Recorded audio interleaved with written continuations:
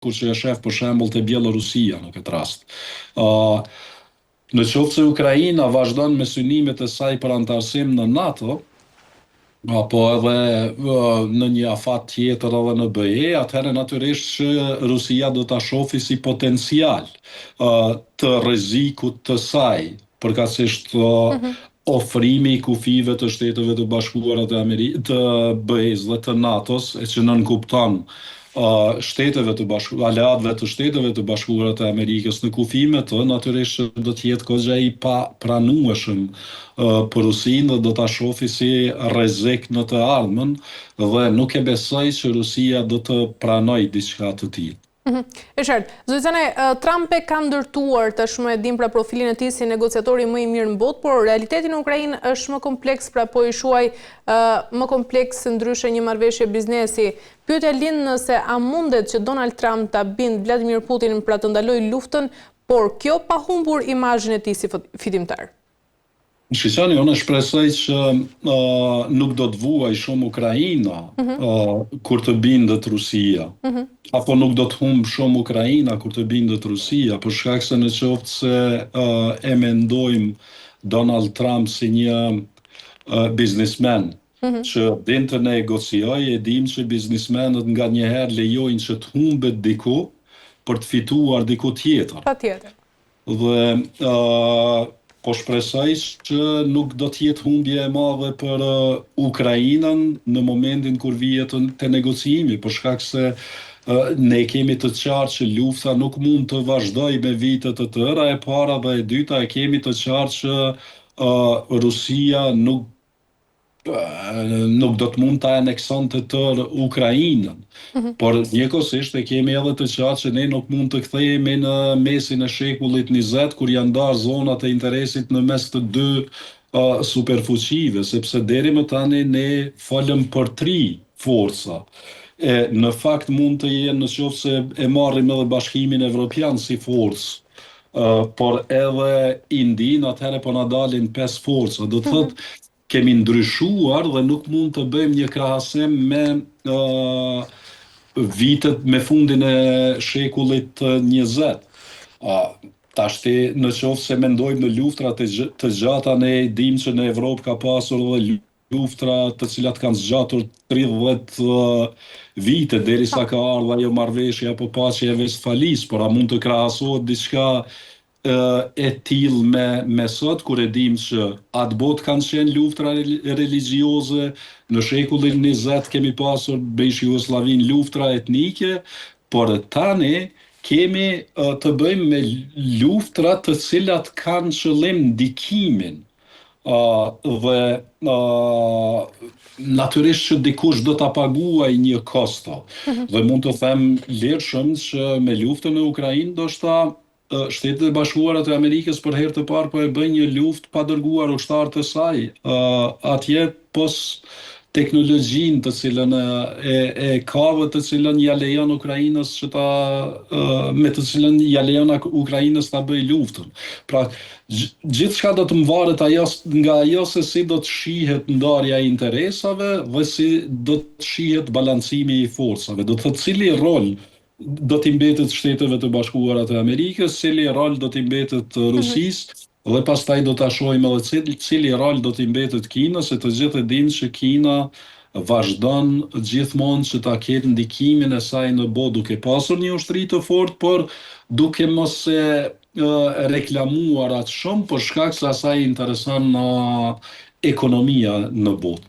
E qartë, mirë zotësana, ndjekemi tjetër një stërë dhe më pas të rikthehemi. Presidenti rus Vladimir Putin tha se Rusia ka testuar me sukses raketën Burevestnik, e cila është e pajisur me motor me energji bërthamore dhe ka aftësi për mbajtjen e armëve bërthamore. Tashmë Moska po kërkon mënyra për ta përdorur atë në një kohë kur lufta e Kremlinit në Ukrainë po zvarritet. Kremlini publikoi më 26 tetor një video nga një takim mes Putinit dhe shefit të shtabit të përgjithshëm, Valeri Gerasimov, që raportohet se zhvilluar në një lokacion të grupit të përbashkët të forcave. Gerasimov tha se testi u krye 5 ditë më parë, kur raketa për të cilën Moska pretendon se nuk mund të zbulohet nga asnjë sistem mbrojtës, përshkroi 14.000 kilometra dhe qëndroi në ajër për rreth 15 orë. Raketa e quajtur Skyfall nga NATO është në zhvillim për më shumë se një dekade.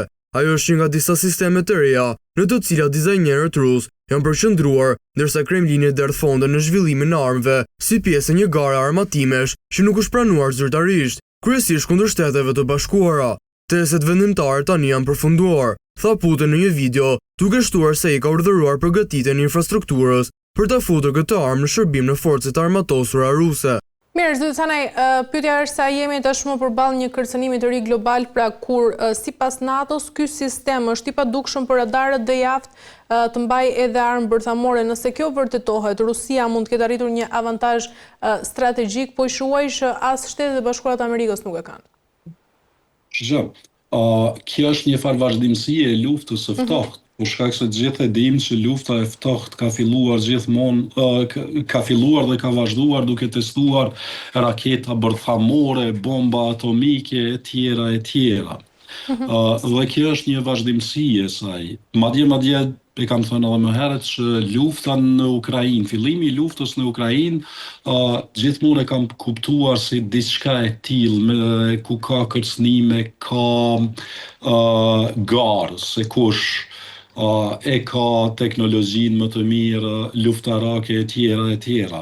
Shishani, gjithmonë ekziston diçka që ne e dim. Ajo që e shohim ne e dim. Por pyetja është, gjithmonë a thua ka diçka që ne nuk dim. Do të thotë më shumë, t'ju them të drejtën, e kam si person, kam frikën nga ajo që nuk e dim, për shkak se nga ajo që e dim mund të ndërtojmë edhe të përgatitemi për masa mbrojtëse. Natyrisht që në këtë fazë Rusisi duhet që të nxjerrë diçka të tillë, për shkak se e dim që instalimi i frikës është një avantazh gjithmonë për betejat në të cilat gjendet në Rusia në këtë rast. Po natyrisht është edhe një farë mesazhi te Donald Trump, sidomos pas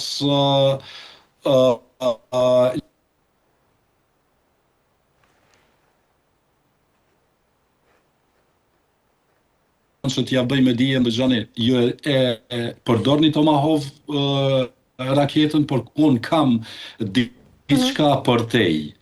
Do të thotë është një farë kërcënimi edhe një farë mesazhi për Donald Trump dhe për Zelenskin vetë.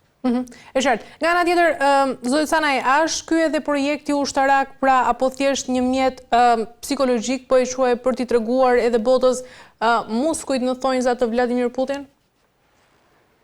Gjishane, unë më shumë e shoh si një projekt psikologjik, për shkak se unë tashti në qoftë se mendojmë që edhe Shtetet e Bashkuara edhe Rusia fillojnë që t'i hudhin të gjitha kokat bërthamore të tyre aty ku nuk kanë partner dhe aleat, atëherë si do të mbijetojnë pastaj.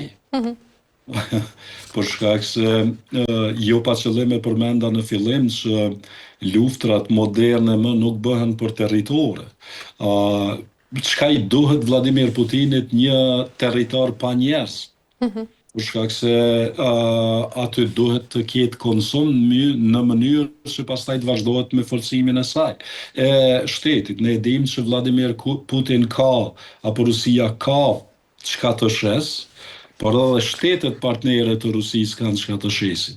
Në anën tjetër, ne gjithë e dim që Kina, pa Evropën dhe pa Shtetet e Bashkuara të Amerikës, nuk do t'ishte forcuar në këtë kohë kaq të shpejt, aq shumë ekonomikisht.